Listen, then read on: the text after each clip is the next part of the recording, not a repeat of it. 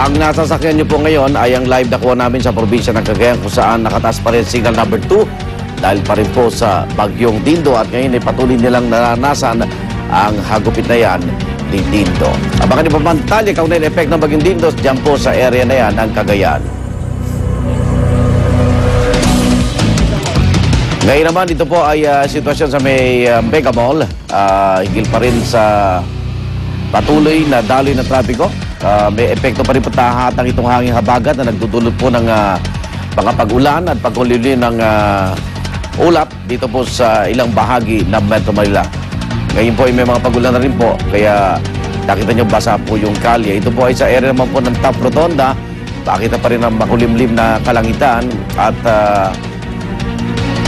yan po ang daloy ng trapiko dito po sa may area pa rin ng Maynila sa may Top Rotonda.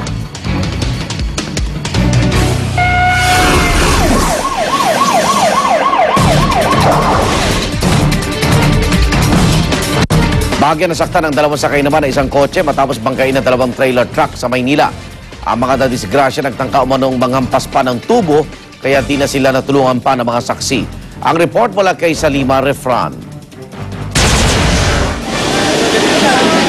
Mistulang yuping lata ang kotseng ito matapos makasagian ng dalawang trailer truck sa Bonifacio Drive sa Maynila.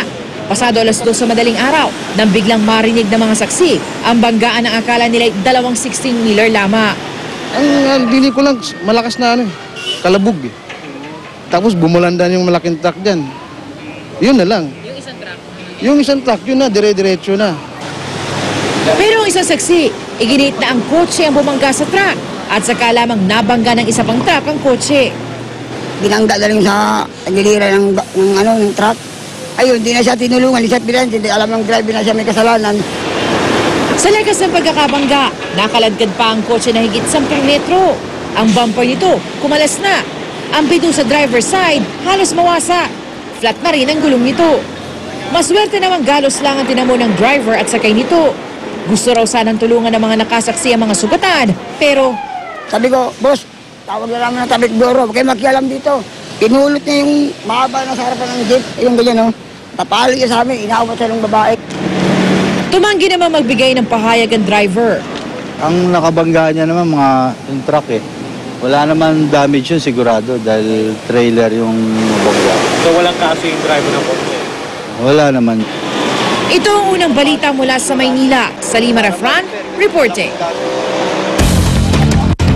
Huli sa CCTV ang sagian ng isang bus at kotse sa EDSA. Swerte namang walang nasaktan sa aksidente. May live report si Love Anyover. Love? Rhea, hanggat maaari, dapat mananatili po tayo sa ating mga linya or lanes para pa makaiwas po tayo sa disgrasya. At kung tayo man po ay mag-iiba ng linya or liliko, gamitin po natin ang ating mga signal light para makaiwas po tayo sa disgrasya. Dahil kung hindi, baka matulad po kayo sa inyong video na mapapanood ngayon. Nitong Hunyo 19, pasado alas 3 po ng hapon, isang aksidente ang huli po sa CCTV. Mapapansin sa bandang kanan ang direksyon na northbound area sa EDSA Reliance na tuloy-tuloy naman ang daloy ng trapiko. Ilang saglit lamang makikita nagkasagyan ng kulay gray na kotse at pampublikong bus. Agad namang dumating ang MMDA enforcer upang mag-asiste sa nasabing insidente. Ayon sa MMDA, may pagkakamali ang nasabing bus dahil lumagpas ito sa yellow lane. Wala namang naiulat na nasaktan o nagtamo lamang ng gasgas ang nasabing kotse. Kinalaunan, nagkaaregluhan na lamang ang dalawang kampo. Tandaan niyo po mga kapuso, para sa biyaheng maayos, mapayapa at iwas disgrasya, palagiang magbigay ng kortesiya sa iba pang mga motorista at panatilihin po ang disiplina sa kalsada. Yan muna aking pinakahuling update. Balik sa iyo, Rhea. Alright, maraming salamat, Love Anyover. Aabot sa 100 taong nasawi sa 5 araw na walang tigil na pagulan sa ilang lugar sa Bangladesh. Karamihan sa mga biktima namatay dahil sa landslide at pagkalunod. Dahil naman sa malawakang pagbaha na abot baywang na ang taas, halos 250,000 residente ang stranded. 100 tao rin ang di pa rin nahahanap. Ayon po sa mga weather official ng Bangladesh, magtatagal pa ng ilang araw ang pag-ulan. Namigay na ng mga gamot, pagkain at inuming tubig ang mga otoridad sa mga survivor.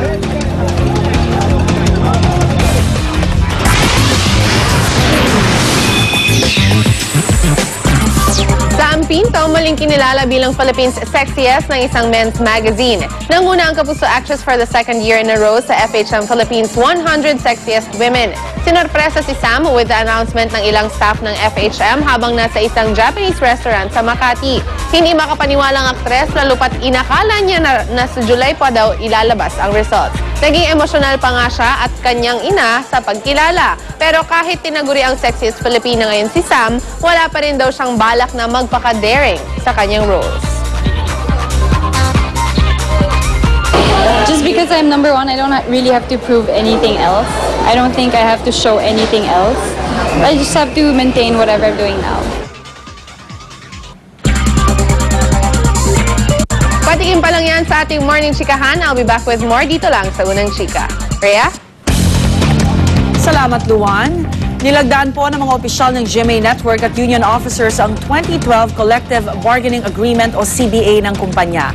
Kabilang sa mga dumalo sa pirmahan, sina GMA Network Chairman and CEO Attorney Felipe L. Gozon, President and COO Gilberto Duavit Jr., at Executive Vice President at Chief Financial Officer Felipe Yalong.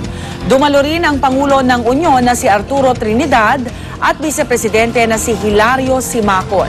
Kabilang sa mga nakapaloob sa CBA, ang 85,000 peso signing bonus para sa mga empleyado at 4,000 peso salary increase para sa 2 taon.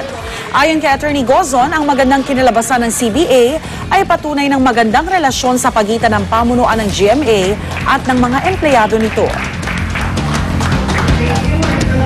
Without that kind of relationship, walang kumpanyang magpro-progress. Sapagkat nakita mo naman, maraming mga kumpanyang that collapsed because of the labor problems. Makaasa sila as usual that management will be fair, will be transparent, and will be generous. Umiira lagi ang kaisahan, ang tiwala at ang pagnanais na sa mas mahabang panahon magsama-sama. Kagaya ng mga nakaraan, naging harmonious naman, naging CBA, naging parehas, naging at nakabubuti para sa lahat. At ang hirit namin mamaya, bangina patay matapos matabunan ng buhangin mula sa isang tumagilid na truck sa Quezon City.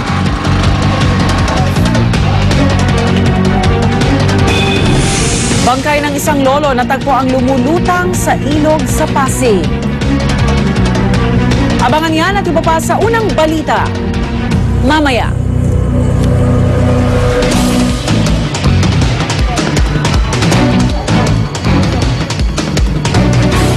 Iwasan niyo na po ang bahaging yan ng EDSA sa May Orense dahil po nagkasagian ng isang taxi at isang pong bus ngayon na nagdudulot ng matinding trapiko diyan po sa bahaging yan ng EDSA.